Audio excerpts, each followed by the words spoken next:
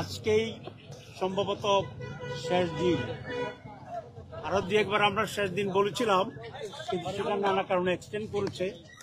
কিন্তু আজকে সভাপতির সভাপতিত্বে এই মিটিং শেষ হয়েছে, এটা শেষ দিন।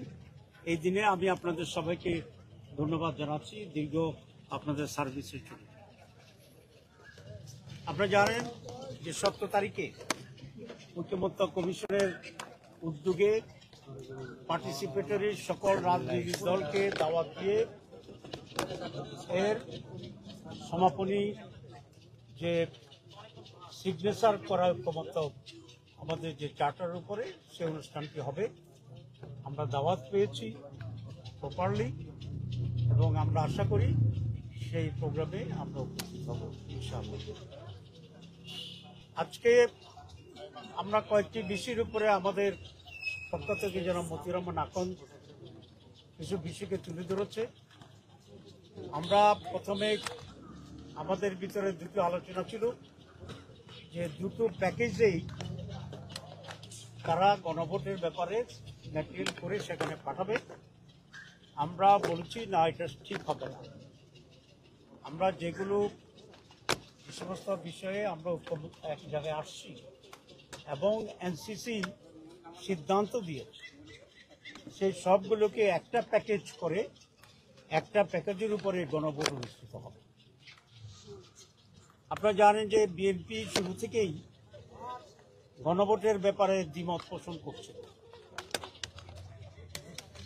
কিন্তু শেষ পর্যন্ত তারা এই গণভোটে রাজি হয়েছে।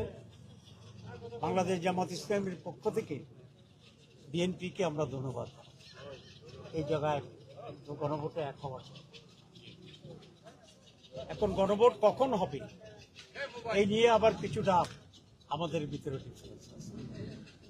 আমরা বলেছি গণভোট হচ্ছে রিফর্মস কমিশন কমিটির জন্য, এটা একটা আলাদা বিষয়, আর জাতীয় নির্বাচন একটি আলাদা বিষয়। 2 নম্বর হচ্ছে গণভোটে এমন কিছু দিক আছে যেগুলা যদি হা না ভোটে হা হয় তাহলে তার ভিত্তিতে নির্বাচনের ক্যারেক্টারে কিছু পরিবর্তন হবে। যেমন upper house PR system by voters not by the MP, এই ব্যাপারেই কমিশনের আমরা সকলেই সিদ্ধান্ত গ্রহণ করছি, আমরা একমত হয়েছি। সুতরাং নির্বাচনের আগেই এই সিদ্ধান্ত জনগণের কাছে পৌঁছতে হবে এবং সেই সিদ্ধান্তের আলোকে জাতীয় নির্বাচনে আপার হাউসের ভোট হবে। যদি এটা নির্বাচনের দিনেই হয়, কেউ কেউ চাচ্ছে নির্বাচন দিনে একসাথে, তাহলে আপার হাউস তো নির্বাচন দিন পর্যন্ত আর পাশ হইল না, হানার জন্য অপেক্ষাতে হয়ে গেল। হানা যদি আমরা বলি যে হা হয়েছে, তাহলে কি একটা আবার নির্বাচন হবে আপার হাউসের জন্য? এটা একটা উদ্ভট টাইপের আলোচনা। কেউ কেউ বলছেন যে লোয়ার হাউসে যে ভোট পাবো আমরা, যদি হানাতে জয় হয় সেই প্রপোর্শনে আমরা আপার হাউসকে অ্যাকসেপ্ট করে নেব এবং সেভাবে ডিস্ট্রিবিউশন হবে। এখানে বিষয়টা হবে সন্তান জন্মের আগেই কাপড় চোপড় কিনে ফেলার মতো অবস্থা, কারণ যেদিন ভোট হবে সেদিন পর্যন্ত তো আপার হাউস নাই, কিন্তু আপনি আপার হাউসের ভোট দিচ্ছেন, তো সেই জন্য নাই যেটা সেটার উপরে ভোট হয় কি করে। দ্যাট পার্সপেক্টিভ যদি ইফেক্ট দিতে বলেন তাহলে সাংবিধানিকভাবে এখানে জটিলতা হইতে পারে, কারণ যেটা অস্তিত্ব নাই সেটার উপরে আগে ভোট, যেটা আমরা বলি গাড়ির আগে ঘোড়া জুড়ে দেওয়ার মতো অবস্থা, ঘোড়ার আগে গাড়ি জুড়ে দেওয়ার অবস্থা। সেই জন্য 1, 2 সমস্যা হবে।